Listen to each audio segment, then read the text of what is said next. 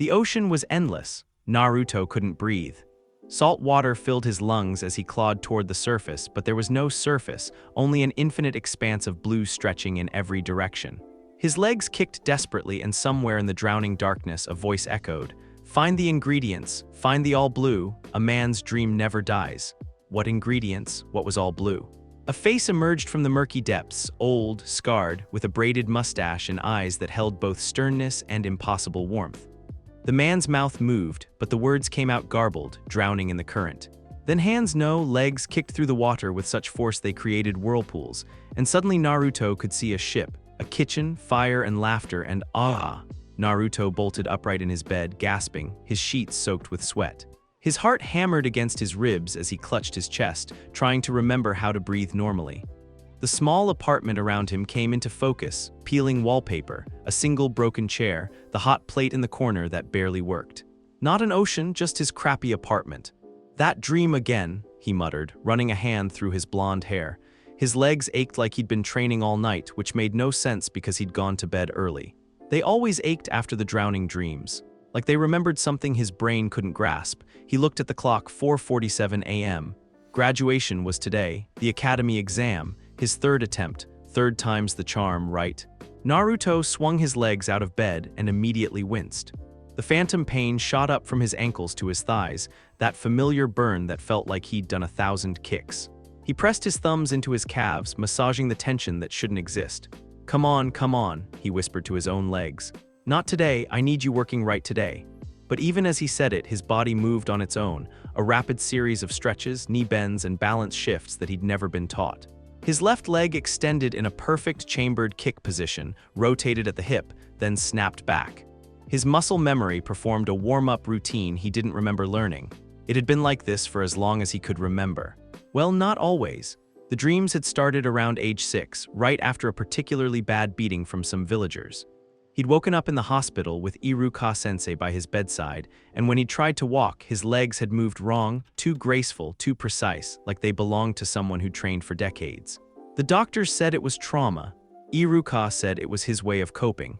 Naruto didn't know what to call it, except that his body seemed to have its own ideas about how things should be done. He padded to the kitchen corner and stared at the hot plate. Graduation day. He should probably eat something, right? Most kids would grab a rice ball or whatever. But Naruto's hands were already moving, pulling out the last of his vegetables from the tiny fridge, the eggs he'd saved, the miso paste he'd spent weeks perfecting.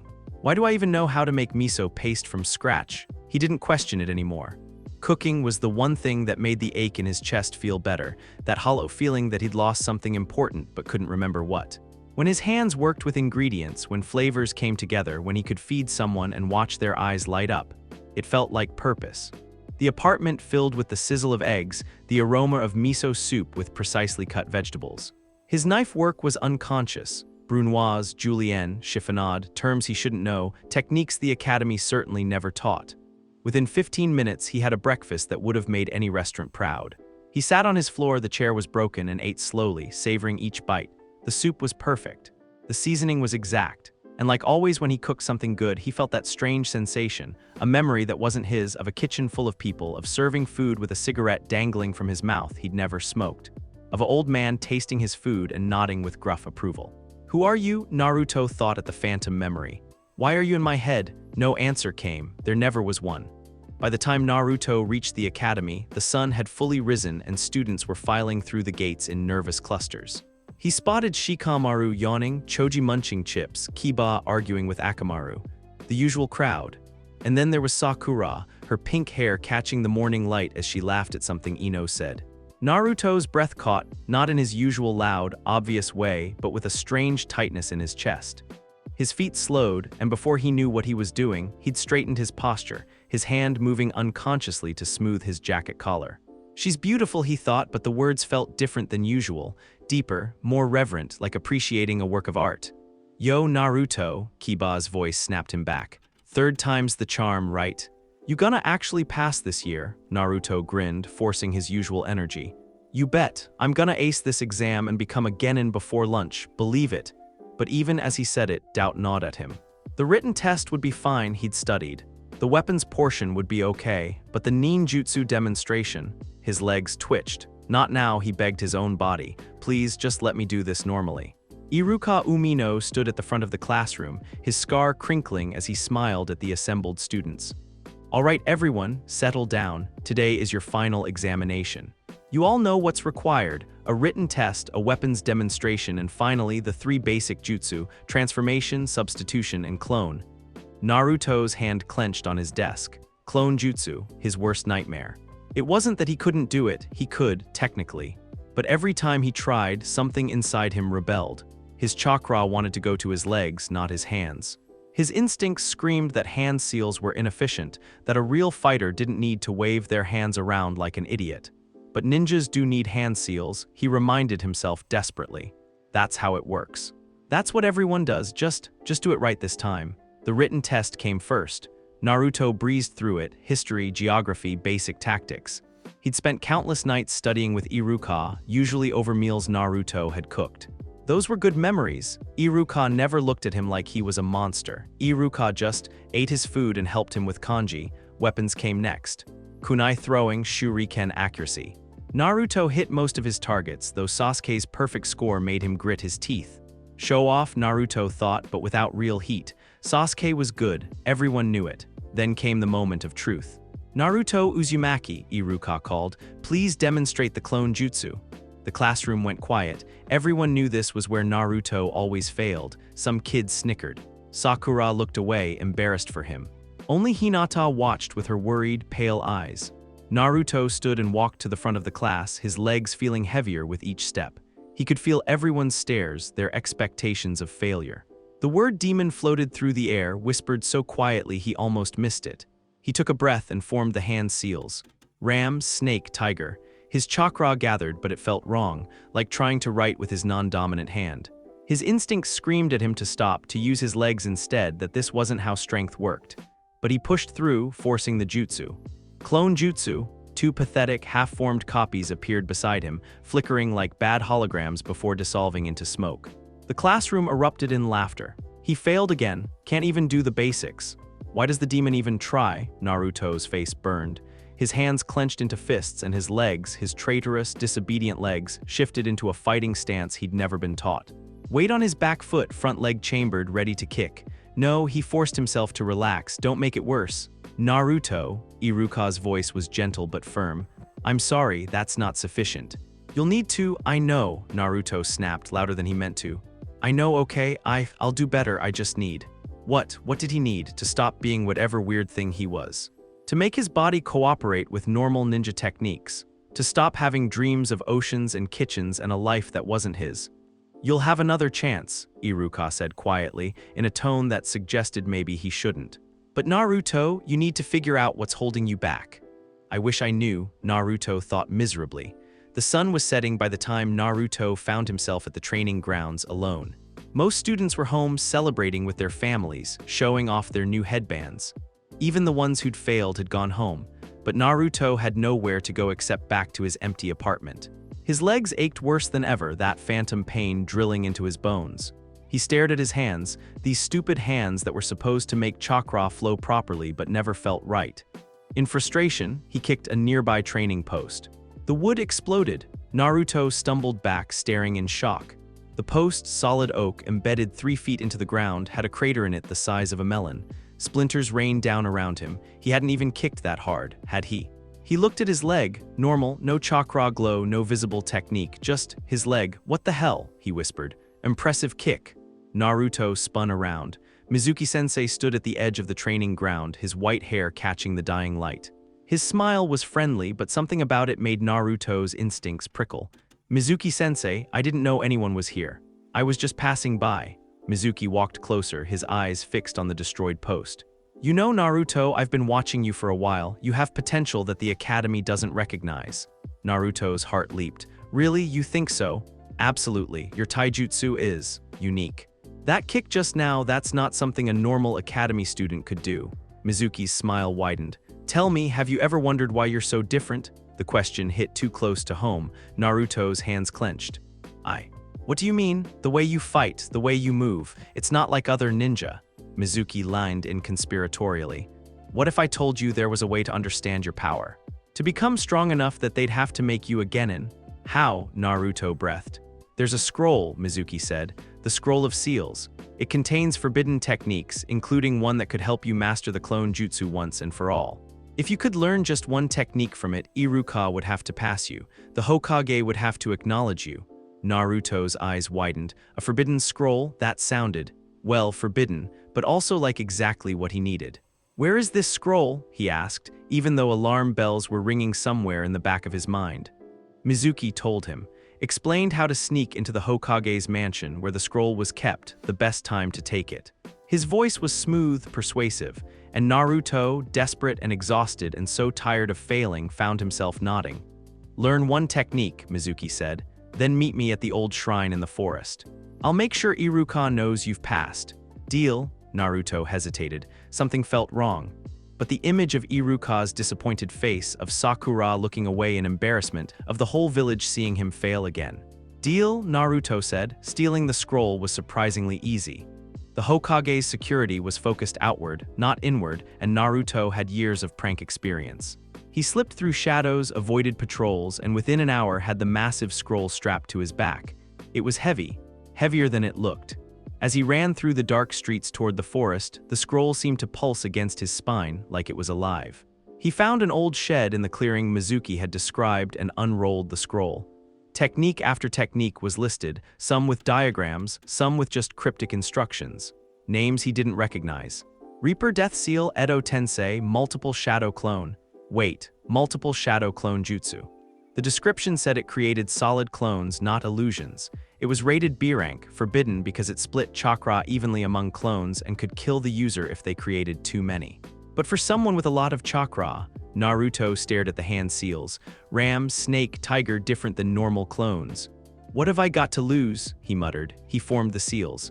And this time when his chakra gathered, it felt better, not perfect, but less wrong. Like his body understood that these clones were real, that they had substance and weight.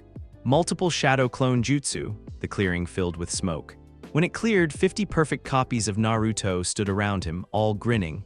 Holy crap, all 51 Narutos shouted at once. It worked. It actually worked. He'd created real clones, solid ones that, Naruto H. He spun around. Iruka burst into the clearing, his face pale and furious. Behind him, dozens of AA Chenbu were landing in the trees. Sensei, Naruto's clones popped from surprise.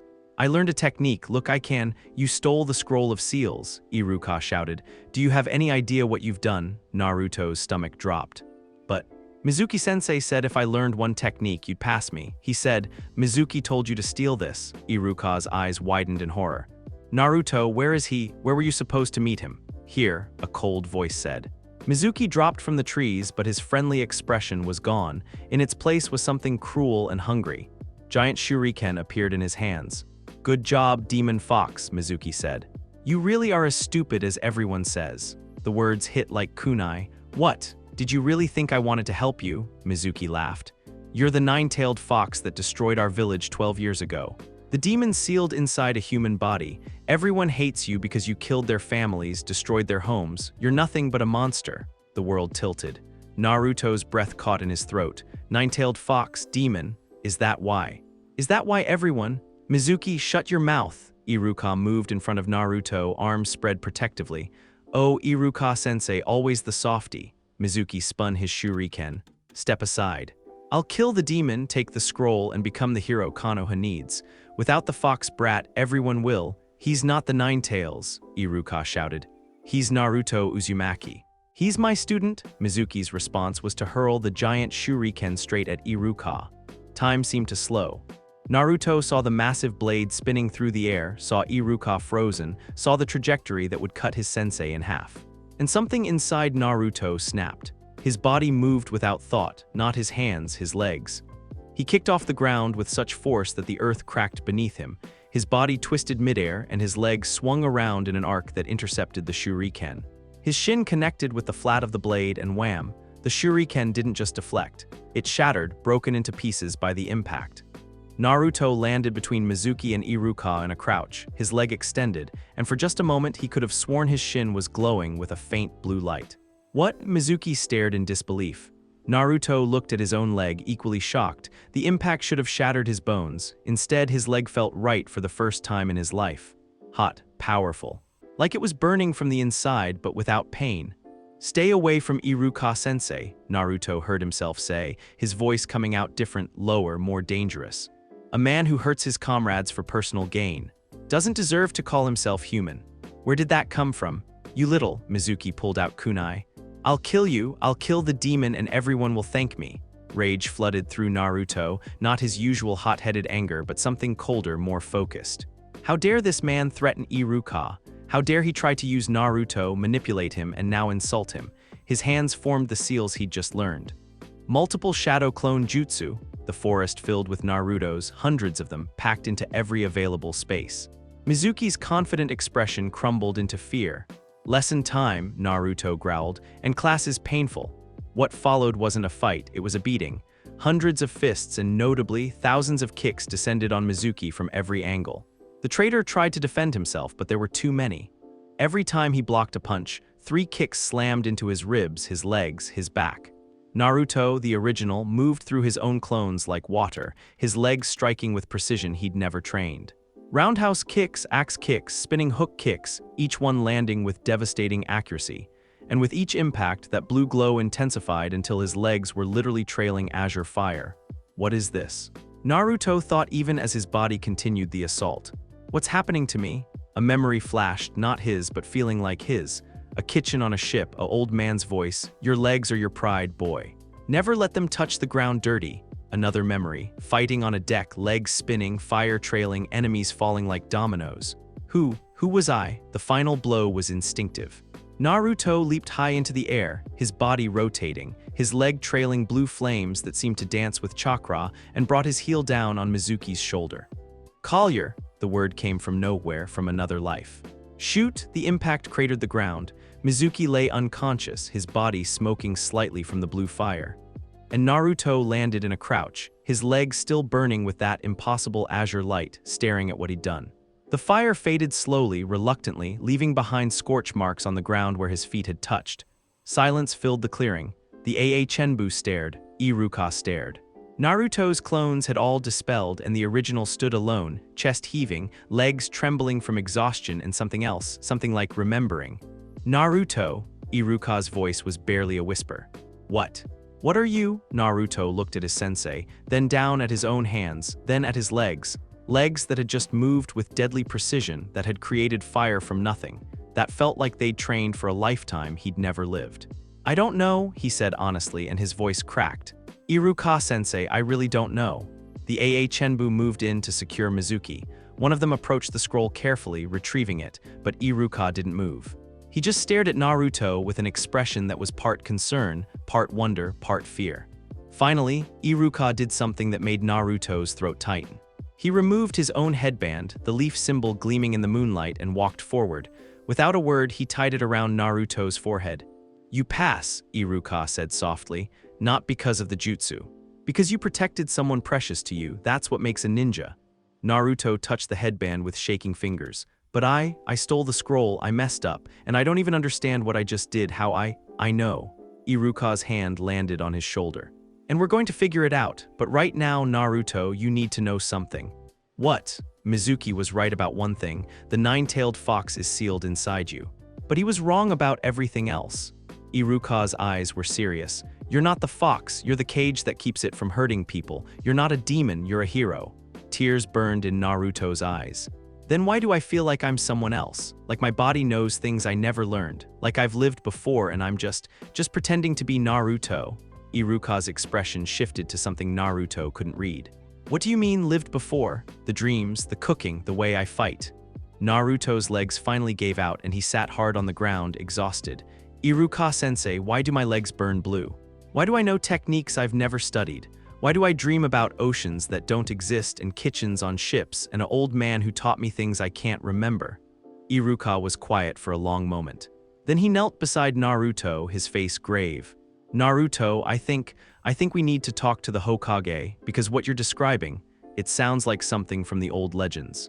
Something about souls and second chances and," he hesitated, "reincarnation." The word hung in the air between them, heavy with implications. Naruto looked at his hands again, then at the scorch marks his feet had left on the ground. Blue fire, impossible fire. And somewhere in his chest, beneath the confusion and fear, was a feeling he couldn't name, like coming home to a place he'd never been, like remembering a life he'd never lived. Reincarnation, he repeated softly. You mean, I was someone else before? I don't know, Iruka admitted, but we're going to find out. In the distance, more AA Chenbu were arriving. The Hokage himself would be here soon, no doubt. Naruto sat in the clearing where he'd just defeated a traitor with techniques that shouldn't exist, wearing a headband he'd earned through methods he didn't understand, and tried to process the impossible. He was Naruto Uzumaki, the dead last of the academy, the class clown, the demon container, but he was also someone else. Someone who fought with legs that burned blue, who cooked like a master chef, who dreamed of oceans and ships and a search for something called all blue. Who was I? Naruto wondered, staring at his hands that wanted to cook, hands that felt wrong making ninjutsu signs. And why can't I remember? His legs throbbed with phantom pain, and for just a moment he swore he could hear a voice, rough, old, affectionate. Your dream never dies, boy, even if you do. Naruto shivered. Somewhere in his soul, a cook named Sanji was stirring, and in the village of Konoha, everything was about to change. The Hokage's office smelled like tobacco and old paper. Naruto sat in the chair across from Hiruzen Sarutobi's desk, his new headband gleaming in the lamplight, his legs still aching from the fight with Mizuki 3 hours ago. The old man puffed on his pipe, studying Naruto with eyes that had seen too much and understood more than they should. Between them on the desk sat a scroll, ancient yellowed, with kanji so faded Naruto couldn't read it. Tell me about the dreams, Hiruzen said finally. Naruto swallowed. Iruka stood behind him, a silent support. They started when I was 6. At first it was just water, lots of water, more than I'd ever seen. Then it became clearer, a ship, a kitchen, people I don't know but feel like I should, and an old man with a braided mustache who taught me things. What things? Cooking, fighting. He'd say, Naruto's voice dropped, mimicking a rough, stern tone he shouldn't know, never waste food, never harm a lady, your legs are a cook's pride. He looked up, confused. Why would I dream that? Why would I remember things I never learned? Hiruzen was quiet, smoke curling around his aged face. Finally, he tapped the scroll. This document is over 200 years old. It speaks of a theory, one that even I thought was mere philosophy. The sage of 6 paths understood that chakra is more than energy, it's the bridge between body and soul. I don't understand, Naruto said. Some souls, Hiruzen continued carefully, are too strong to simply end. When they die with unfinished dreams, unbreakable wills, they don't fade into nothing. They wait. And sometimes, very rarely, they're reborn. The word hit like a physical blow. Reborn, you mean I was someone else? I believe so, yes. Hiruzen leaned forward. Naruto, the techniques you used tonight, that blue fire, that precision with your legs, it's not a Kekkei Genkai. It's not something that can be taught through normal training. It's muscle memory from another life. Naruto's hands clenched on his knees. Who was I? That I cannot answer. These reincarnations happen across different worlds, different times.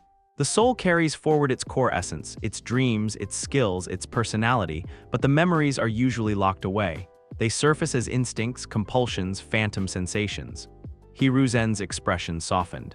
You are still Naruto Uzumaki, but you also carry the soul of someone who loved cooking, who fought with their legs, who dreamed of something called all blue. Is that bad? Naruto asked quietly. Am I broken? No, Iruka's hand landed on his shoulder. You're unique and powerful, but Naruto, this means you'll have to work harder than anyone else to understand yourself. Hiruzen nodded. I'm assigning you to a team tomorrow. Team 7 under Kakashi Hatake. He's one of our finest Jonin, and more importantly, he understands what it means to carry weight others don't see. The Hokage's eyes sharpened. But Naruto, you must be careful. Not everyone will understand what you are. Some may fear you, some may try to use you. Use me how? A soul that has lived twice is valuable to certain people. There are those who study forbidden techniques who would want to understand how reincarnation works, how to replicate it. He didn't say the name, but Naruto felt a chill. Orochimaru. The rumors about that missing nin were whispered even in the academy. So what do I do? Naruto asked. Live, Hiruzen said simply. Train, learn to integrate both parts of yourself, the ninja you're becoming and the cook you once were. Your legs want to fight differently, then develop a style that honors that. Your instincts tell you to cook, then cook. Don't fight what you are, Naruto, become it. The words settled into Naruto's chest, warm and heavy. He wasn't broken, he was just complicated. One more thing, Hiruzen added, his tone serious. Whatever you were searching for in your past life, this all blue, you may never find it in this world. That dream belonged to a different life. You need to find a new dream here. Naruto thought about that. The all blue haunted his sleep, that impossible ocean where all seas met. But Hiruzen was right, this world didn't have it. So what did he want here? I still want to be Hokage, Naruto said firmly. And I want to cook for people. I want to make food that makes them happy. Is that weird? Can a Hokage do that? Iruka laughed, a sound of relief. Only you would think about cooking and leading a village in the same breath. Why not? Naruto grinned, feeling more like himself. A Hokage should take care of their people, right? What better way than feeding them? Hiruzen's eyes crinkled with amusement. An unconventional approach, but then you're an unconventional ninja. He stood, signaling the meeting's end. Go home, Naruto, rest. Tomorrow you become a genin, and your real training begins. Naruto didn't go home. Instead, he found himself at Ikaraku Ramen, sliding onto a stool at the familiar counter. Tyuchai, the owner, looked up from his prep work and smiled, one of the few genuine smiles Naruto ever got in this village.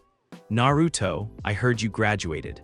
Congratulations. Thanks, old man. Naruto's grin was tired but real.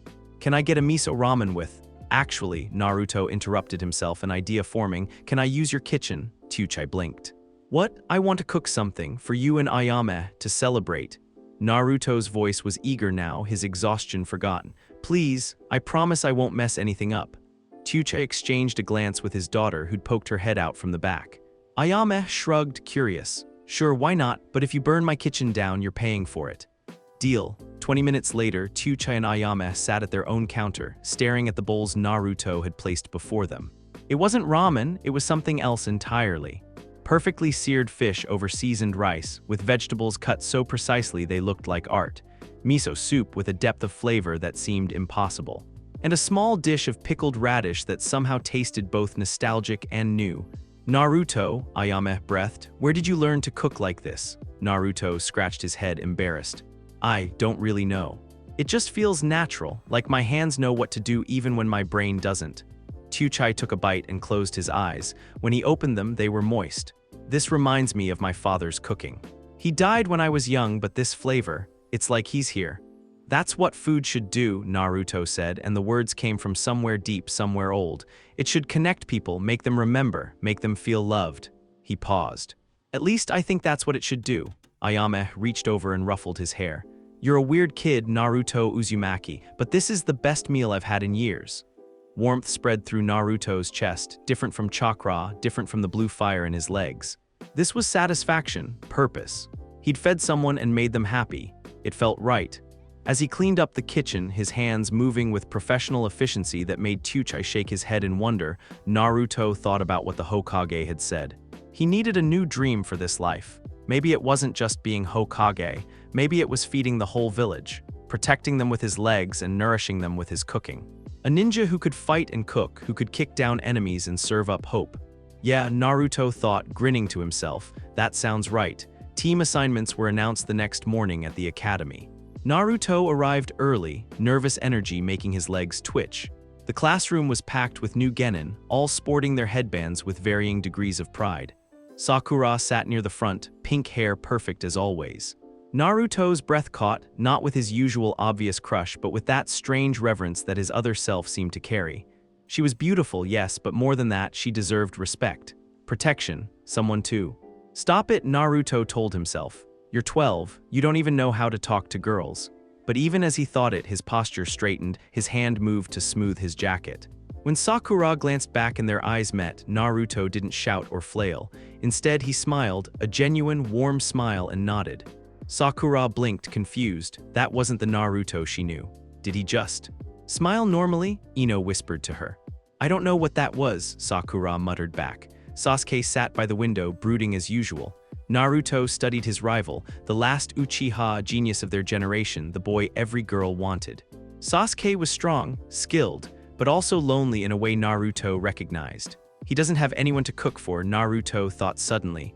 No one waiting at home, just an empty house and memories of people who are gone. The thought made Naruto's chest ache. Maybe that's why Sasuke was so cold, he'd forgotten what warmth felt like. Iruka entered, clipboard in hand. All right, everyone, settle down. I'll now announce the three-man teams. Naruto barely heard the first few assignments. His legs bounced nervously under his desk. Team 7, Iruka called. Naruto Uzumaki, Sakura Haruno, and Sasuke Uchiha. Naruto's heart soared and plummeted simultaneously. Sakura, his crush, the girl who barely acknowledged him, and Sasuke, his rival, the genius who made him feel inadequate. This was either going to be amazing or a disaster. Sakura's groan was audible. Why do I get stuck with Naruto? The words stung, but before Naruto could react with his usual defensiveness, something else took over. He stood, walked over to where Sakura sat, and with complete sincerity said, Sakura-chan, I know I'm not your first choice, but I promise I'll do everything I can to keep you safe and make you proud to be on this team. The classroom went silent. That was not the Naruto they knew. No shouting, no wild promises, just genuine, respectful determination. Sakura stared at him, mouth slightly open. What? Even Sasuke glanced over, one eyebrow raised. Naruto smiled, that same warm, confident smile, and returned to his seat. His heart was hammering. That confidence wasn't entirely his. The words had come from somewhere else, some part of him that knew how to speak to women with respect rather than desperation. What am I doing? He panicked internally. That was so weird. Now she probably thinks I'm even weirder than before. But when he glanced back, Sakura wasn't laughing. She was still staring at him with an expression that might have been consideration. Your Jonin-sensei will collect you shortly, Iruka continued, though he was looking at Naruto with barely concealed curiosity. Wait here. An hour passed, then 2. Teams 1 through 6 had all been collected by their Jonin instructors. Only Team 7 remained. Naruto had spent the time trying not to stare at Sakura and failing. Sasuke had spent it staring out the window. Sakura had spent it trying to sit closer to Sasuke and shooting confused glances at Naruto. Where is this guy? Naruto finally grumbled. We've been waiting forever. Maybe he forgot about us, Sakura suggested. Or he's testing us, Sasuke said quietly. It was the first time he'd spoken. Patience is a ninja skill. Naruto's legs twitched with pent-up energy. Sitting still was torture. Finally, unable to take it anymore, he stood and walked to his bag. What are you doing? Sakura asked. If we're stuck here, we might as well eat. Naruto pulled out 3 bento boxes. He'd prepared them this morning, unable to help himself. I made lunch, you made lunch, Sakura repeated slowly. For all of us, I didn't know who'd be on my team, but I figured whoever it was might be hungry. He set the boxes on the desks, one in front of Sakura, one in front of Sasuke, one for himself. Sasuke eyed his box suspiciously. What is this? Food, Naruto said simply. Rice balls with salmon, pickled vegetables, tamagayaki, and some grilled chicken. Nothing fancy. You cooked this. Sakura opened her box and the aroma made her stomach growl audibly. The presentation was beautiful restaurant quality. Naruto, when did you learn to cook? I've always cooked, Naruto said, diving into his own box. I live alone, so it's either cook or starve. And instant ramen gets old after a while. That was a lie. Instant ramen never got old for him, but his body craved real cooking, proper preparation. His hands itched when he saw ingredients being wasted or poorly used. Sakura took a hesitant bite and her eyes widened. This is really good. Chen. Sasuke's response was non-committal, but he continued eating, which Naruto took as approval. For a few minutes they ate in silence, and something strange happened. The tension in the room eased. Sharing food, even without conversation, created a connection. Naruto had learned that from somewhere. From someone whose face he couldn't quite remember but whose lessons he carried in his bones. Why do you cook? Sasuke asked suddenly. Naruto paused, chopsticks halfway to his mouth. Because food is how you show people you care. My apartment is empty, but when I cook, it feels less lonely.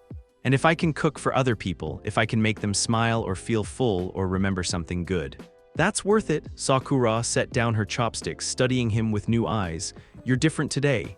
Am I? Naruto rubbed the back of his neck. I guess a lot happened last night. Maybe I'm just figuring some things out. Like how to actually talk without yelling. Sakura's tone was teasing but not mean. Naruto grinned sheepishly. Yeah, working on that. Before anyone could say more, the door slid open. A man with gravity-defying silver hair and a mask covering half his face slouched in, his one visible eye curved in what might have been a smile. Yo, he said. My first impression of you guys. You're interesting. Kakashi Hatake had seen a lot in his years as a ninja. Child prodigies, traumatized orphans, clan heirs with chips on their shoulders. He thought he'd seen every type of genin. But as he led Team 7 to the rooftop for introductions, something nagged at him. The Uzumaki kid, Naruto, moved wrong, not clumsy, not untrained, just different. His balance was perfect, but it was centered low in his hips and legs. His hands hung loose and relaxed, while his legs seemed coiled ready. And more than that, there was something in the way he'd looked at Kakashi, not with the usual overexcitement or nervousness, but with an assessing gaze that belonged to someone much older. The Hokage's report mentioned something unusual about him, Kakashi recalled. Soul irregularity, what does that even mean? All right, Kakashi said once they were settled on the rooftop. Let's start with introductions. Tell me your name, likes, dislikes, dreams for the future. I'll go first. My name is Kakashi Hatake. I like a lot of things and dislike a lot of things. My dreams for the future. Well, I have lots of hobbies. He smiled behind his mask. Your turn, Pinky. Sakura went first. Likes, Sasuke dislikes, Naruto winced, dreams, to win Sasuke's heart. Sasuke looked pained. Typical academy crush stuff. Sasuke went next. Likes, nothing much, dislikes, lots of things, dreams, to kill a certain someone and restore his clan. Dark but expected for an Uchiha. Then Naruto's turn. I'm Naruto Uzumaki, he started, and Kakashi noted how he unconsciously straightened his posture. I like cooking and ramen, and people who acknowledge me. I like training with my legs more than my hands. That was odd. I dislike people who waste food and people who hurt women or anyone weaker than them. His voice hardened. And I dislike not understanding myself. Kakashi's visible eye narrowed. Elaborate on that last one. Naruto hesitated. Sometimes I feel like I'm two people, like there's someone else inside me, not the fox, something different, who knows things I never learned. It's confusing. The silence was heavy. Sakura and Sasuke exchanged glances. Was Naruto being weird again? And your dream? Kakashi prompted. To become Hokage, Naruto said with complete conviction. And to cook for the whole village. To protect them and feed them. Because a leader should do both, right? Kakashi studied him for a long moment. Then, interesting, very interesting, he stood. All right, Team 7. Meet me at Training Ground 3 tomorrow at 5 a.m. We'll have a survival exercise. Survival exercise? Sakura asked. But we already graduated. Oh, this is the real graduation test. Kakashi's eye curved happily. And the failure rate is 66%, so I'd skip breakfast. If I were you, you'll just throw up. With that cheerful warning, he disappeared in a swirl of leaves. 66%, Sakura's voice was shrill. Sasuke just grunted and stood to leave. Naruto, however, was already planning. Don't skip breakfast, he said firmly. That's terrible advice. You need energy to fight. I'll bring food for all of us. Didn't you hear him? Sakura protested. We'll throw up, then I'll make something that won't upset your stomach. Naruto's confidence was strange and absolute. Trust me. A ninja who doesn't eat before battle is asking to lose. Sasuke paused at the roof's edge. Why do you care if we eat? Naruto met his eyes. Because we're a team now, and teams take care of each other. That starts with making sure everyone's fed. Something flickered in Sasuke's expression, too fast to read. Then he was gone, jumping to the next rooftop. Sakura lingered. Naruto, what happened to you? You're acting so weird. Is it bad weird or good weird? Naruto asked nervously. She considered. I don't know yet, but thanks for lunch, it was really good. Then she was gone too, leaving Naruto alone on the rooftop with the setting sun and his scattered thoughts. Tomorrow, he thought, clenching his fists. I'll show them I'm not just the dead last. I'll show Kakashi-sensei what I can do. His legs thrummed with anticipation, and somewhere in the back of his mind, a voice whispered. Show them a cook's pride, boy. Show them what legs can do. Naruto grinned. Tomorrow was going to be interesting. 5 a.m. came too quickly. Naruto arrived at Training Ground 3 with 3 carefully prepared bentos and enough nervous energy to power a small village. Sakura showed up second, looking exhausted. Sasuke arrived exactly on time because of course he did. Kakashi was an hour late. Sorry, their sensei called cheerfully, appearing in a swirl of leaves. Black Cat crossed my path, had to take the long way. Liar, Sakura shouted. Kakashi just smiled and held up 2 bells. Here's the test. You have until noon to take these bells from me. Those who don't get a bell get no lunch, and will be tied to that post to watch the others eat. Oh, and there are only 2 bells. At least one of you is definitely going back to the academy. The words hung heavy in the morning air. But there are 3 of us, Sakura protested. Exactly, this test is designed to create conflict among you. That's the point. Kakashi's eye curved. Come at me with the intent to kill or you'll never get a bell. Ready. Go, Sasuke and Sakura immediately leaped away to hide. Standard ninja tactics, concealment, planning, waiting for an opening. Naruto didn't move. Instead, he set down his bag, pulled out the 3 bentos he'd made, and started unpacking them. Kakashi tilted his head. What are you doing? Setting up breakfast, Naruto said calmly. We're going to need energy for this fight. It's stupid to skip meals before combat. I literally told you to skip breakfast. And that was terrible advice. Naruto arranged the bentos carefully on a large cloth he'd brought, adding chopsticks and tea from a thermos. Besides, this test isn't really about the bells, is it? Kakashi's visible eye widened slightly. Oh, it's about teamwork. You said it yourself. There are only 2 bells, which means at least one person fails. But what kind of test puts teammates against each other? Naruto looked up, his blue eyes sharp with understanding that shouldn't belong to a fresh genin. A test that wants to see if we'll abandon each other for personal gain or if we'll find another way. In the trees, Sakura and Sasuke froze, listening. You're smarter than your academy scores suggest, Kakashi observed. Maybe I'm just better at tests that matter. Naruto stood and cupped his hands around his mouth. Sahkwarachan, Saskhay, get over here. We need to eat and make a plan. He's insane, Sasuke muttered from his hiding spot, but Sakura, curious despite herself, dropped down from her tree. You really brought food? Of course. I promised, didn't I? Naruto gestured to the spread. Come on, if we're going to work together, we need to do it properly. Sasuke appeared a moment later, looking annoyed. This is ridiculous. Maybe, Naruto agreed. But humor me just this once. Something in his tone, that weird confidence that wasn't quite Naruto but wasn't quite not Naruto, made them comply. They sat. Naruto distributed the bentos. Kakashi watched, fascinated. This was not how the bell test usually went. Okay, Naruto said as they ate. Kakashi-sensei is a jonin, we're fresh genin. Individually, we have 0 chance of getting those bells. But together, maybe we can surprise him. What do you suggest? Sasuke asked, and the fact that he was asking Naruto for tactical advice was not lost on anyone. We use our strengths.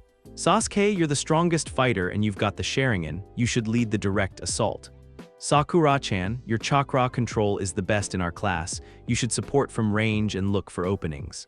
Naruto paused, uncertain. I'll do what I do best, unpredictable attacks using taijutsu. Your taijutsu is weird, Sakura said, but not unkindly. You only use your legs. Yeah, Naruto admitted. My body doesn't like punching, it feels wrong, but kicks feel right. Then kick, Sasuke said simply. If that's your strength, use it. The words were matter of fact, but coming from Sasuke, genius, prodigy air, they felt like approval. Naruto's chest warmed. One problem, Sakura said.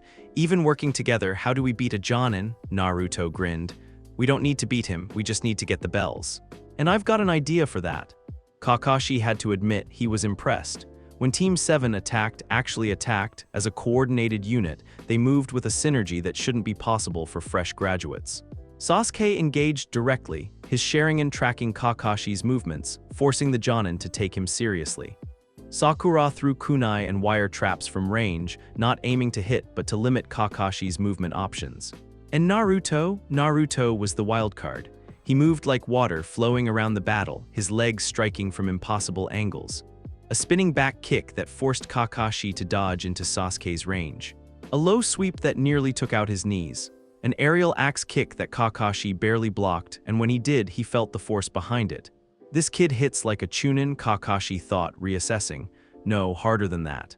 Where is this power coming from? But what really caught him off guard was Naruto's battle cry as he launched into a complex spinning attack. Collier, the kick came in a tight spiral, aimed at Kakashi's neck. The name was foreign, not Japanese, not any language Kakashi recognized, but the technique was devastatingly effective. Kakashi had to substitute with a log appearing behind Naruto. Interesting technique name, Kakashi said. Where'd you learn it? Naruto looked as surprised as Kakashi. I don't know, it just came out. Before Kakashi could press, Sasuke was there with a kick of his own, mimicking Naruto's style but with Uchiha precision. The teamwork was impressive. They'd adapted to each other in minutes. The fight continued. They didn't get the bells, Kakashi was still a jonin after all, but they pushed him harder than he'd expected. Made him actually use techniques beyond basic taijutsu.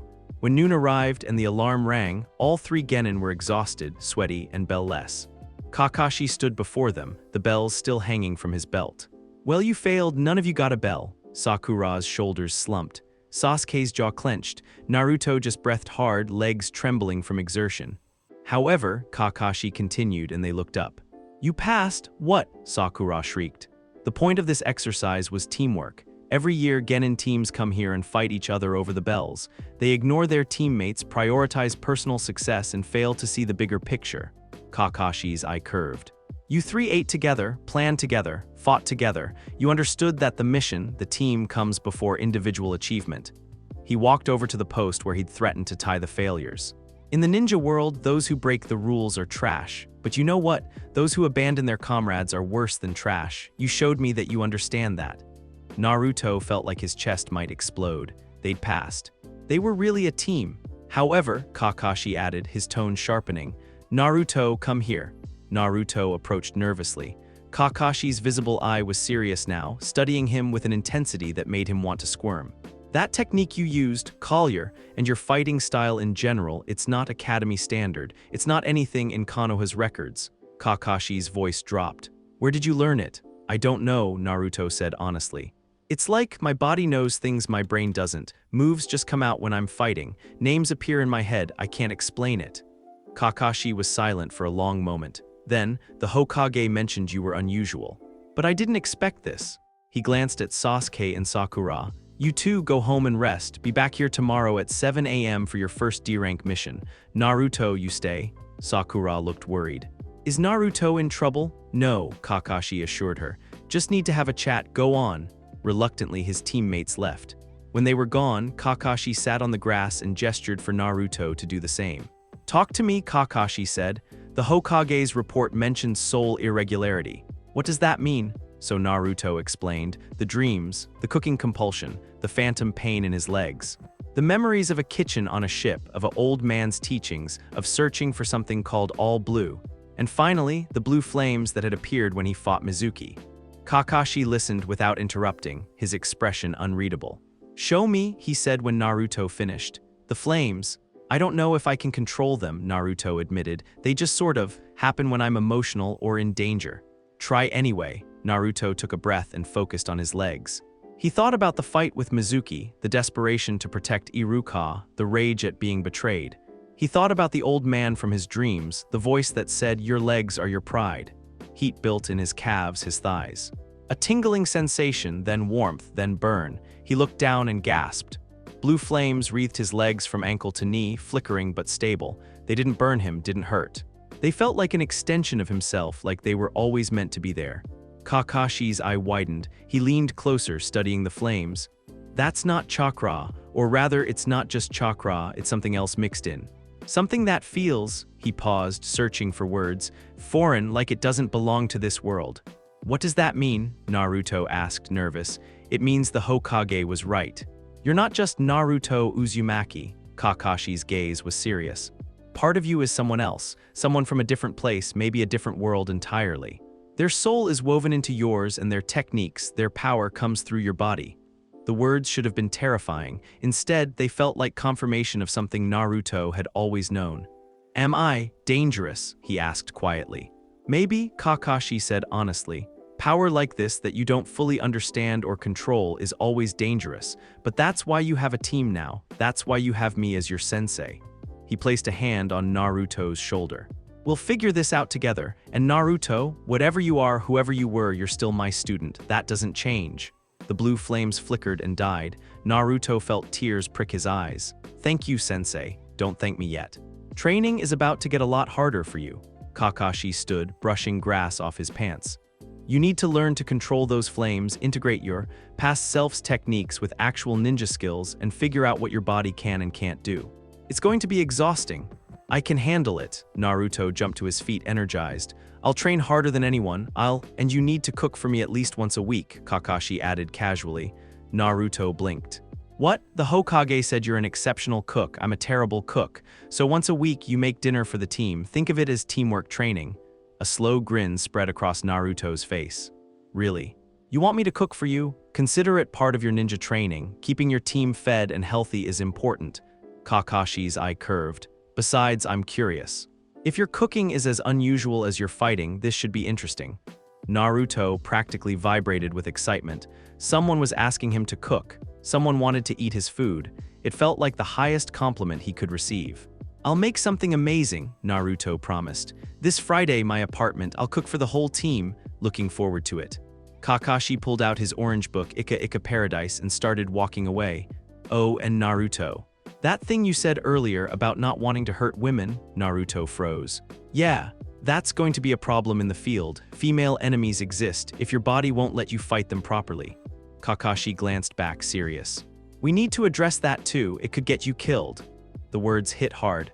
Naruto knew Kakashi was right. His body's absolute refusal to strike women, even when they were attacking him, was a massive vulnerability. But the thought of kicking a woman, of using his full strength against one, his stomach turned. It felt wrong on a fundamental level, like being asked to kick a puppy. "I don't know if I can," Naruto admitted quietly.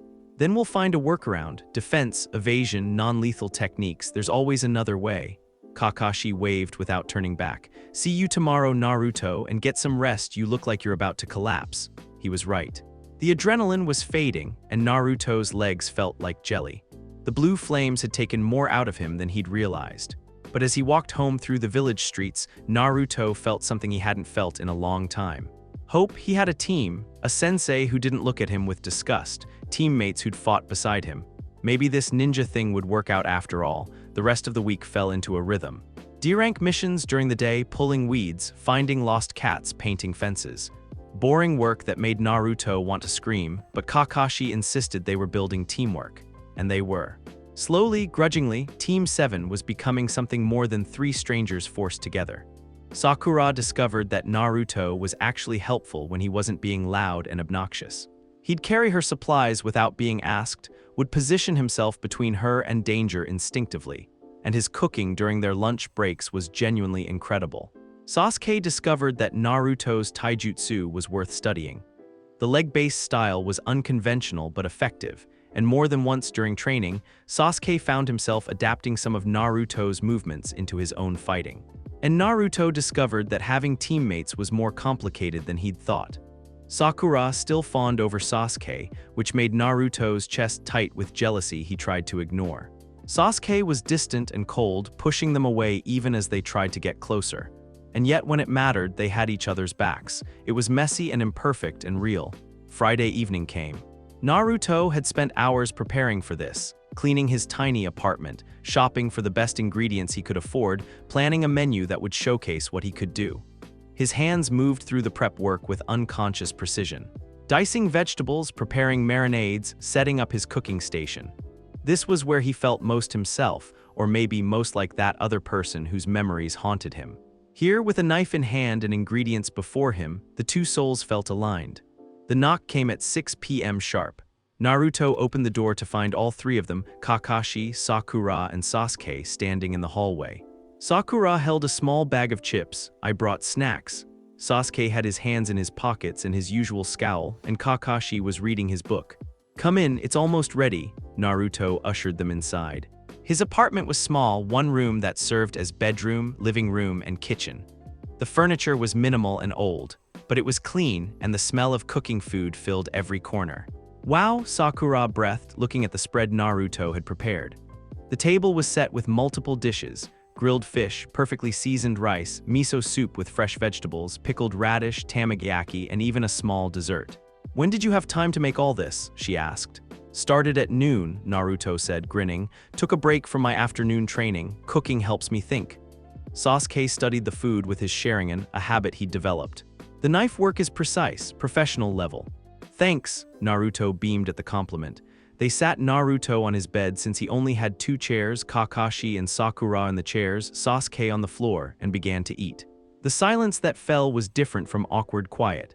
It was the silence of people too focused on incredible food to speak. Kakashi had pulled down his mask just enough to eat too fast for anyone to see his face, and his visible eye was curved in pleasure. "Naruto, this is restaurant quality. Where did you really learn to cook like this?" "I told you, I just..." "No," Naruto picked at his own food, nervous. "It's like my hands remember things. Techniques, recipes, flavor combinations. Sometimes I'm cooking and I hear a voice in my head, gruff, old, telling me I'm doing it wrong or right." "The voice from your dreams?" Sakura asked.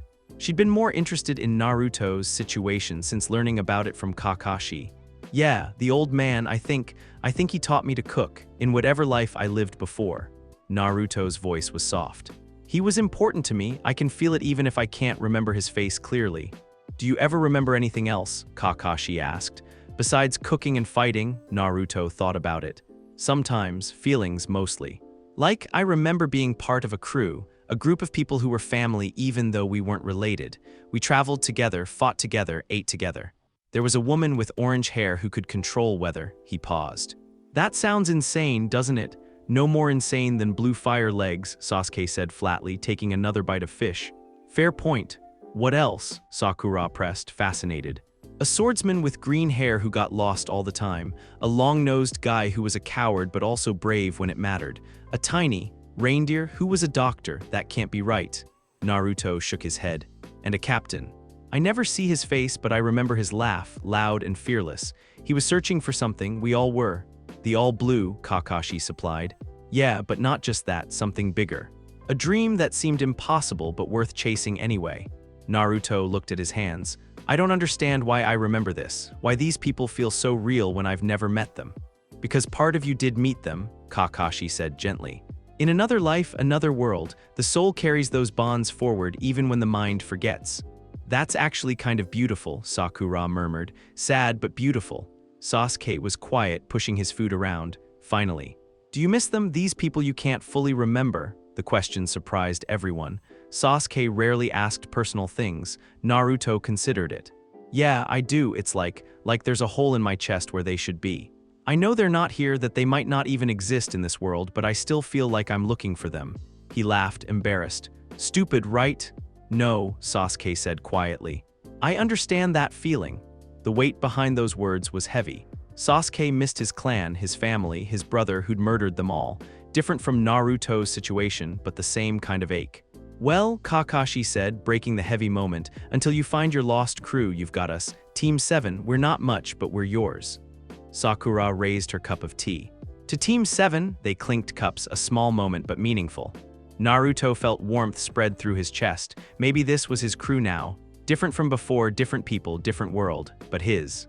So, Kakashi said, his tone shifting to business, next week we're taking our first C-rank mission, escorting a bridge builder to the land of waves. Naruto's eyes lit up. A real mission. Outside the village, it's still just escort duty, should be boring, Kakashi smiled, but it'll be good experience. Sasuke set down his chopsticks. When do we leave? Monday morning. Which means you all have the weekend to prepare. Kakashi stood, pulling up his mask. Naruto, thank you for dinner, it was exceptional. Yeah, seriously amazing, Sakura agreed, helping to clear dishes despite Naruto's protests. Even Sasuke muttered a quiet thanks as he left. When they were gone and Naruto was alone with the dishes, he felt that familiar contentment. He'd cooked for his team, fed them, made them smile, even Sasuke in his own way. Is this what you felt? Naruto thought toward the old man in his memories. Is this why you taught me to cook? Because feeding people is a way of loving them? No answer came.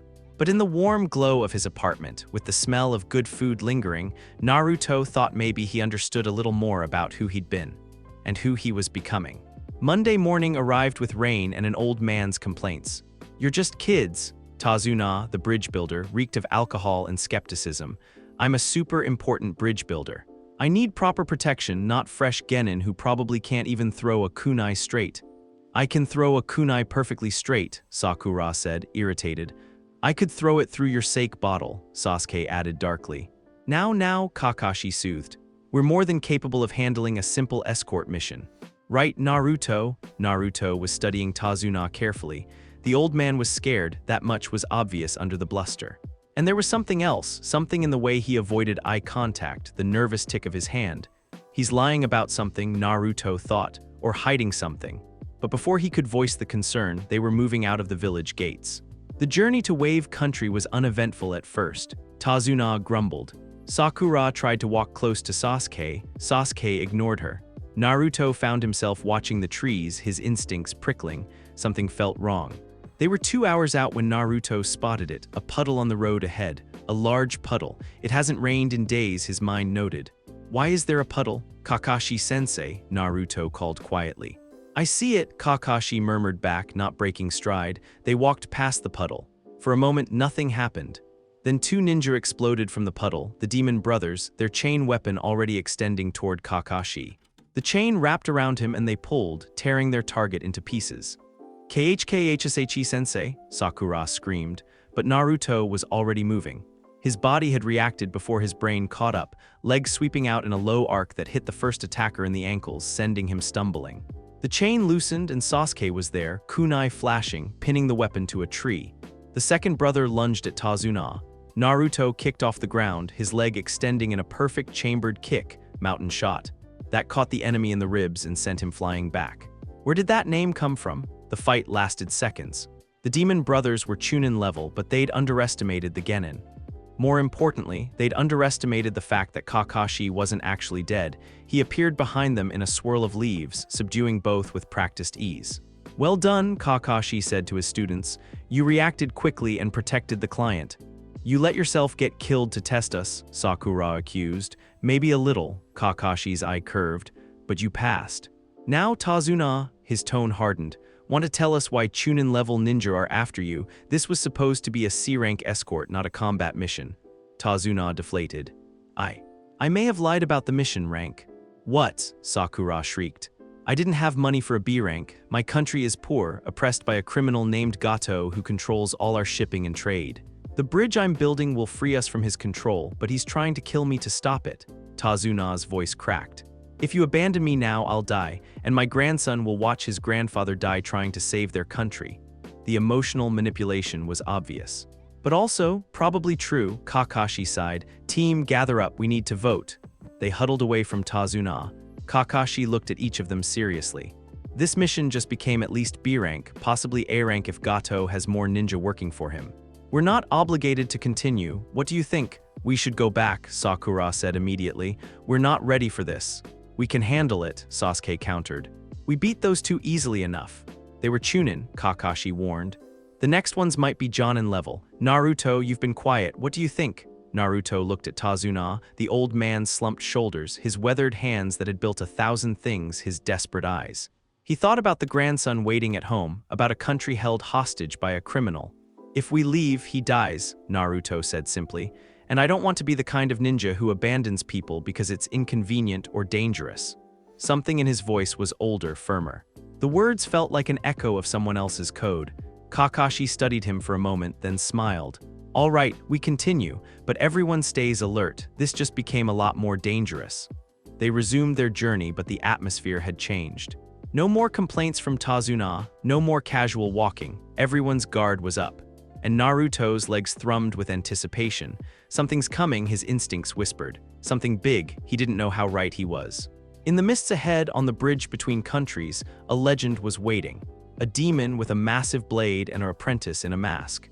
And Naruto's past was about to collide with his present in ways he couldn't imagine.